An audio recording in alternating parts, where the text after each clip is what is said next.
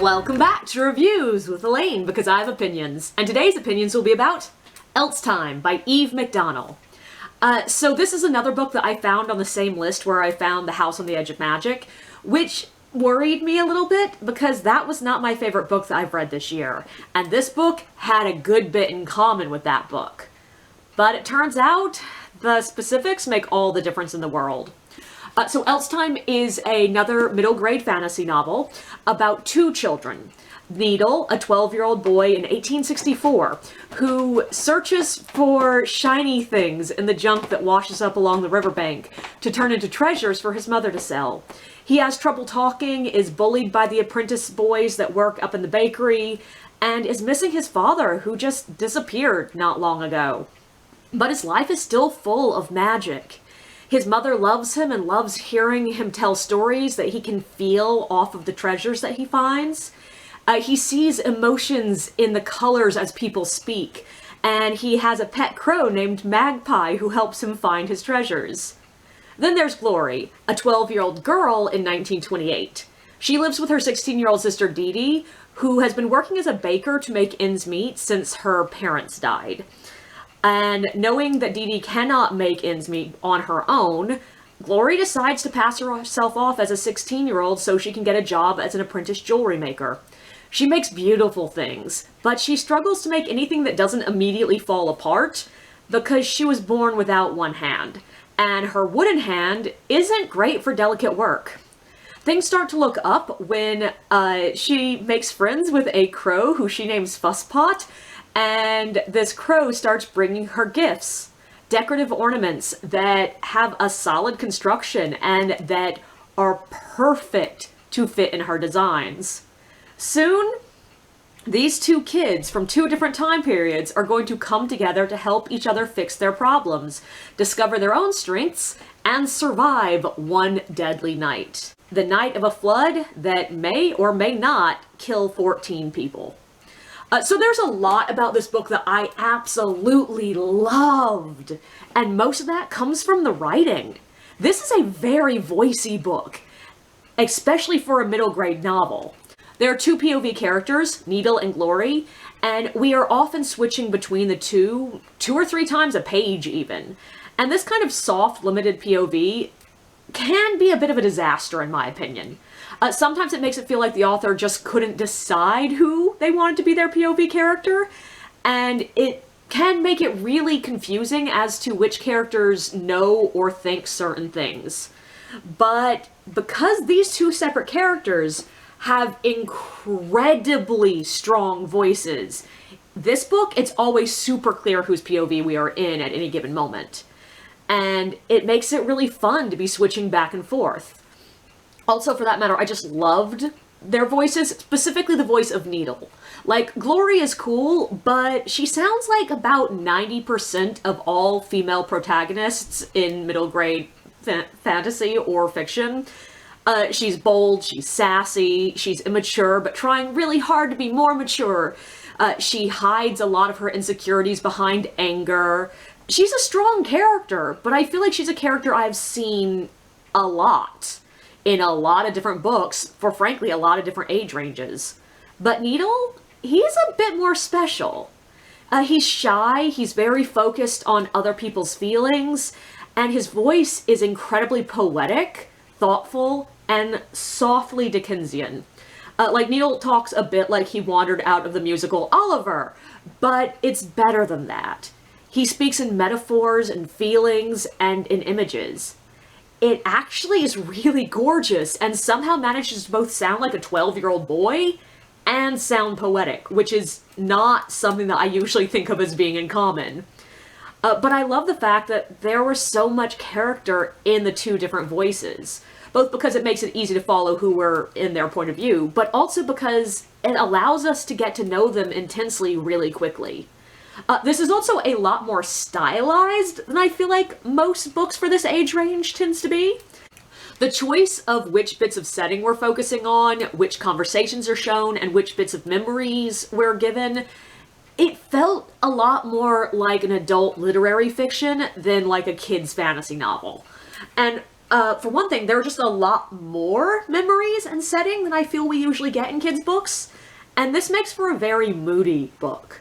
It's got a strong steampunky vibe, even though it's technically not steampunk. Like, there is no steam-powered, like, magic-ish technology.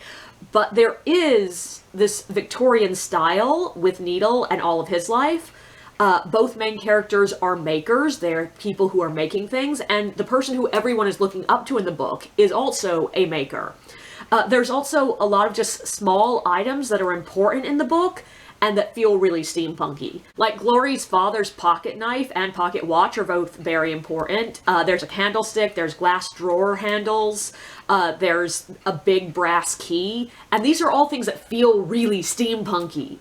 And everything is just a little bit more detailed, a little bit more over-decorated, and it's really cool.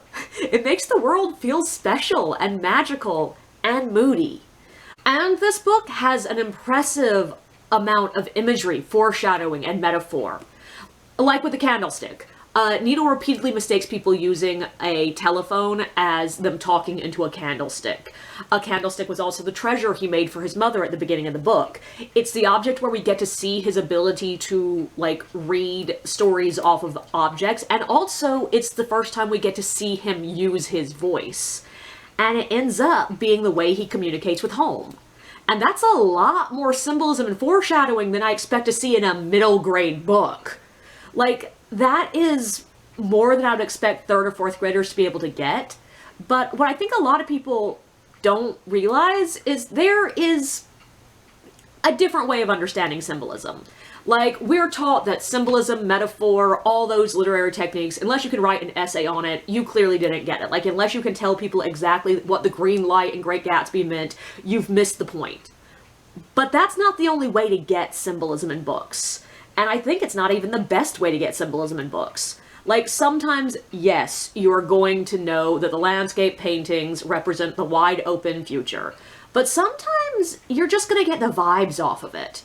And, like, I think 3rd and 4th graders, yeah, they're not going to be able to explain to you that green represents the color of lying, and green represents also the rag doll that Glory tucks up her sleeve to hide it, which is, you know, a very clear statement that she is hiding her childhood and her childish feelings in this rag doll.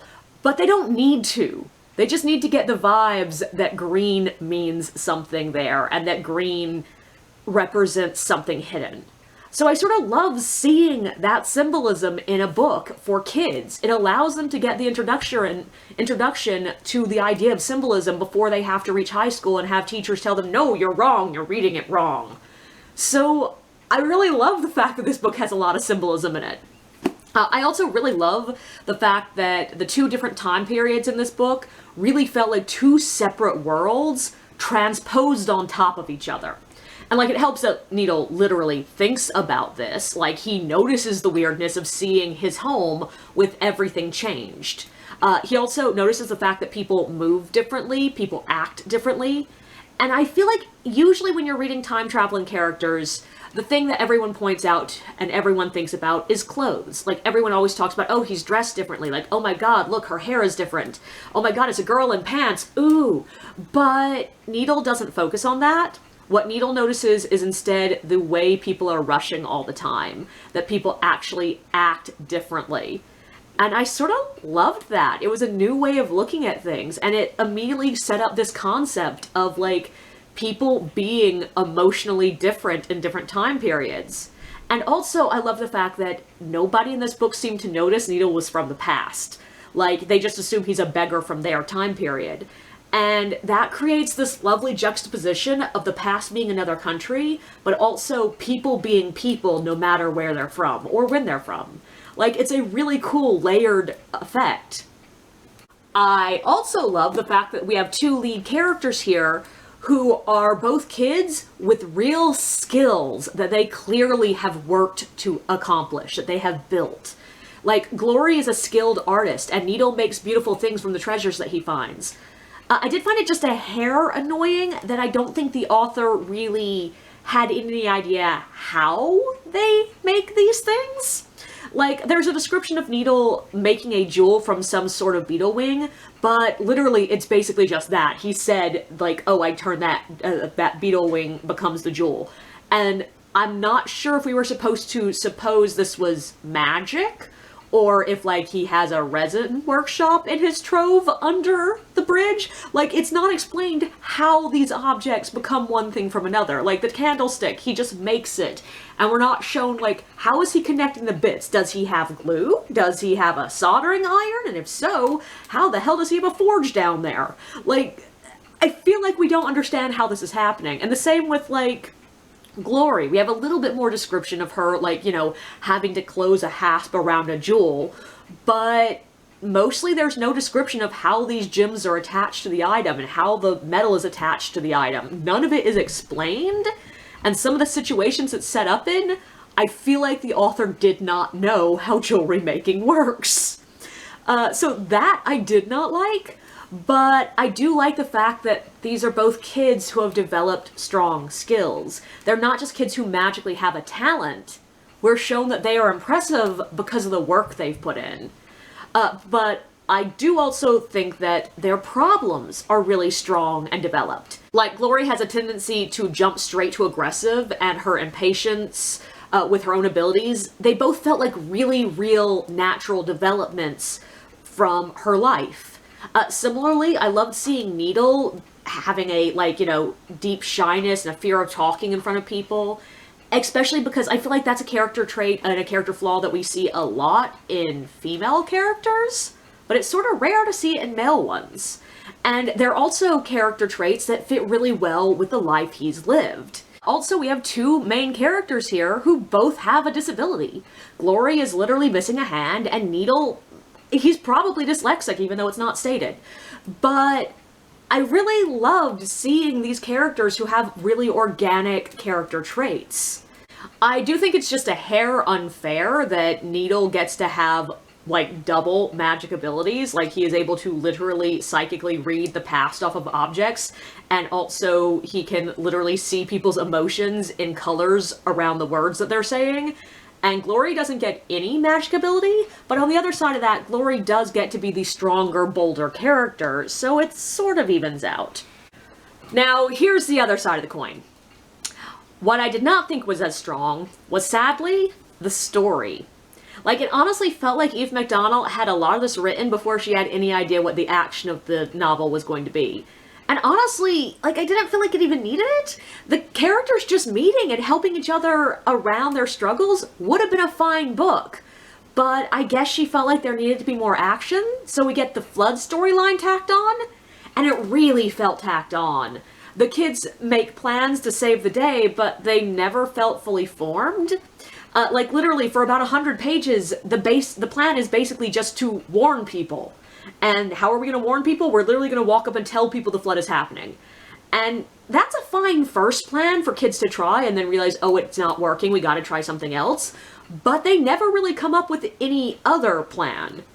And they try what is objectively the exact same thing 3 times and end up with the exact same outcome twice. Then there's the whole the side story of Needle's dad.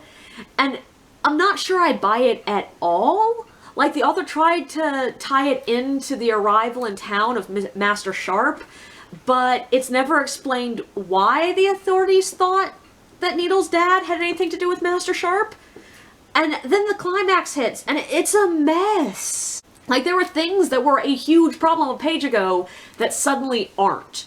Characters that didn't believe them suddenly do, and also it felt a bit like... So this is probably a terrible analogy, but if y'all have ever watched Dragon Ball Z, there's a point in one season that is notorious. There's a timer set that this planet that they're on is going to explode in 5 minutes.